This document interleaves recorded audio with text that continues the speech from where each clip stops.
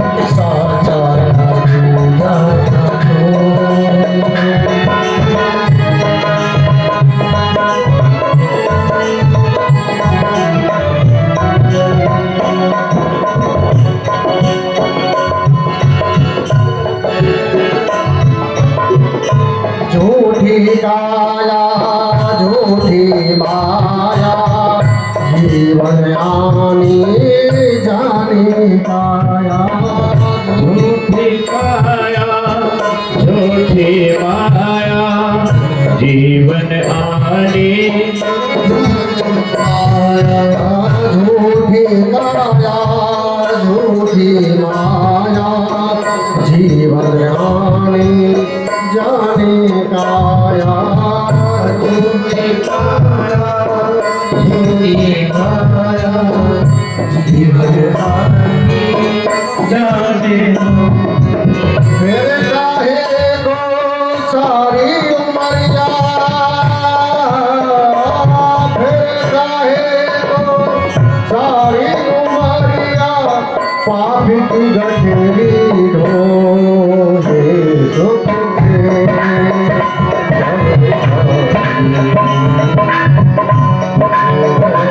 सुख के सब साथी डूबे ना हो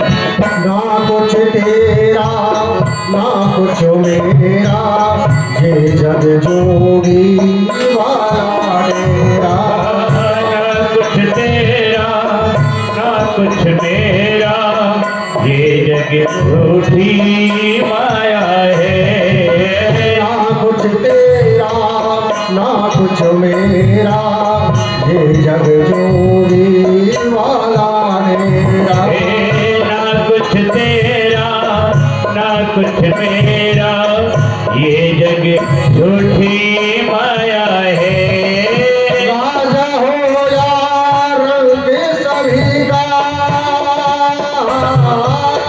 राजा हो या रंग सभी का अंत एक सा होगी दुख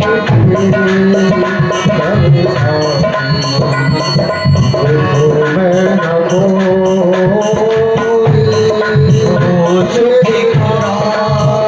तेरा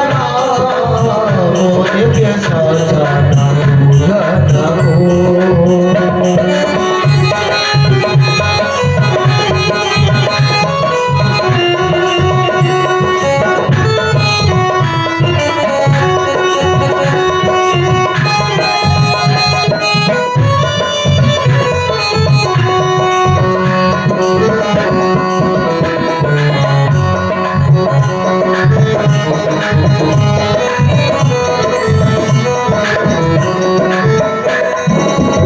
ये संसार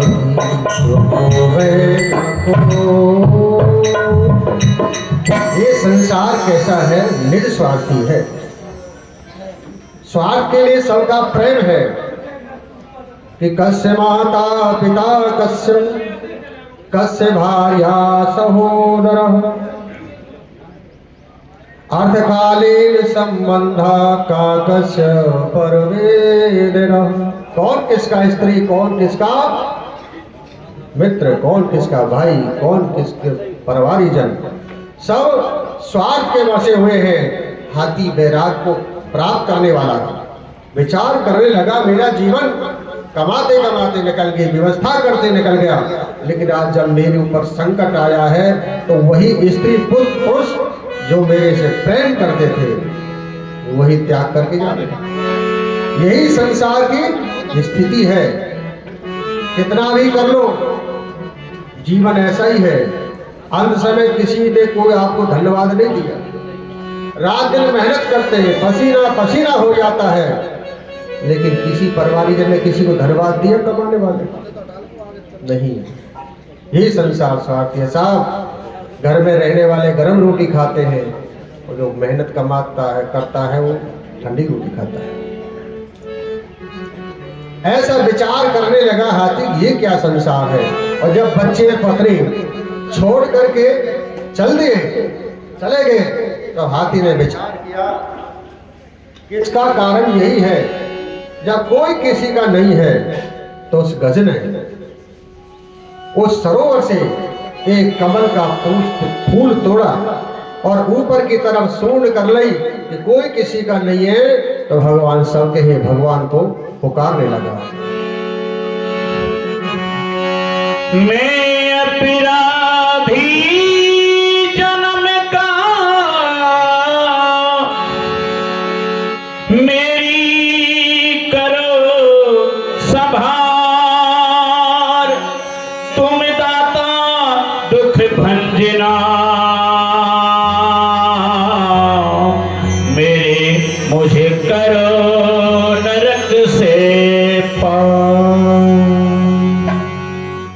मेरे दुख के दिनों में ये बड़े काम आते हैं, मेरे दुख के दिनों में ये बड़े काम आते हैं, मेरे दुख के दिनों में ये बड़े काम आते हैं, मेरे दुख के दिनों में बड़े काम आते हैं, दुख के दिनों में बड़े काम आते हैं, मेरे दुख के दिनों में बड़े काम आते हैं, मेरे दुख के दिनों में बड़े काम आते हैं।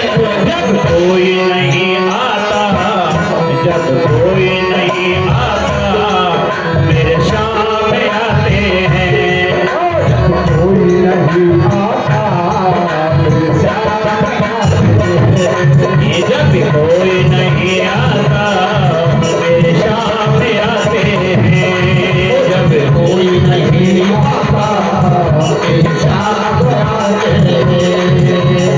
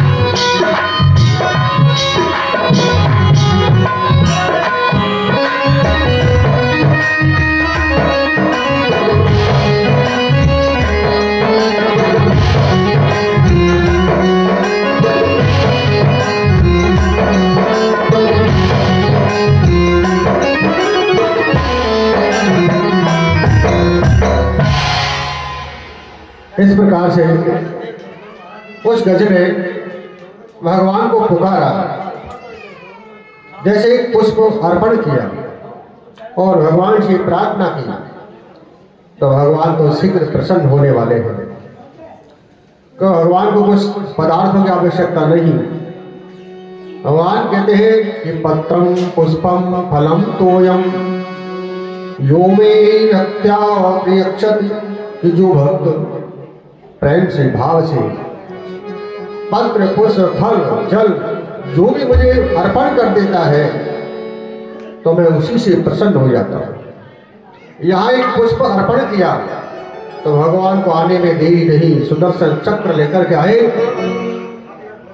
और उस हाथी को बाहर निकाला जल से और पहले ग्राह का उद्धार किया सुदर्शन से और फिर उसके बाद में हाथी का उद्धार किया। चले महाराज बुलाया तो हाथी ने था भगवान को, और उद्धार ग्राह का कैसे कर दिया? पहले हाथी का करना चाहिए था। भगवान कहते हैं कि जिसने मेरे भक्त के चरण पकड़ रखे हैं उसका उद्धार जरूरी है, उसका भी तो करना है, उसका तो होना ही है।